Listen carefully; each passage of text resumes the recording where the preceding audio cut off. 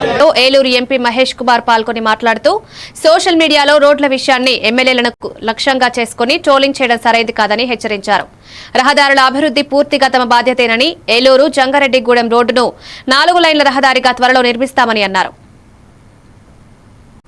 ప్రతి ఒక్కరు సోషల్ మీడియాలో ప్రతి ఒక్కరు ఈ రోడ్స్ గురించి ఎక్కువ ట్రోలింగ్ చేసి ఎమ్మెల్యే గారిని టార్గెట్ చేయడమే ఇది చేస్తున్నారు. అది కరెక్ట్ పద్ధతి కాదు. 100% రోడ్లు చేయాల్సిన అవసరం మా మీద ఉంది. కంపల్సరీ మేము అంతా రోడ్ల మీద ఫోకస్ పెట్టున్నాం.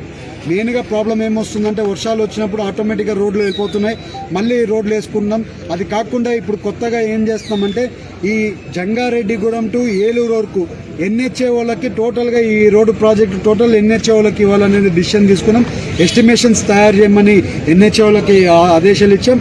ఈ వచ్చే డిసెంబర్ పార్లమెంట్ సెషన్లో ఈ జంగారెడ్డిగూడెం ఏలూరు రోడ్డు కూడా ఎన్హెచ్ఏలో వచ్చేట్లు పెట్టిస్తే ఎన్హెచ్ఏలో 4 లైన్ కింద పెట్టిస్తాం.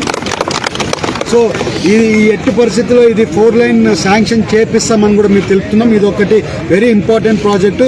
ఎందుకంటే మనకి ఏలూరు మేజర్ సిటీ నుంచి జంగారెడ్డిగూడెం మేజర్ సిటీ కింద ఈ రోడ్డు కనెక్టివిటీ ఉంది చాలా వరకు. ఎందుకంటే స్టేట్ రోడ్ వర్క్స్లో కొంచెం వరకు ఎప్పుడు మనం అప్పర్ ల్యాండ్లో ఎప్పుడు ల్యాండ్ దిగిపోవడం వల్ల ఈ కంటిన్యూస్గా టెక్నికల్ ఇష్యూస్ రావడం వల్ల ఎప్పుడు కూడా మనం ప్యాచ్ వర్క్లు వేసుకున్నా కూడా వెళ్ళిపోతుంది. పర్మనెంట్ సొల్యూషన్ మనం ఎందుకంటే ఎప్పుడు కూడా ఊరికని టెంపరీ సొల్యూషన్ ఇది చేయకుండా పర్మనెంట్ సొల్యూషన్ చేసేట్లు ఎన్హెచ్ఏలో దీన్ని కలుపుతాం.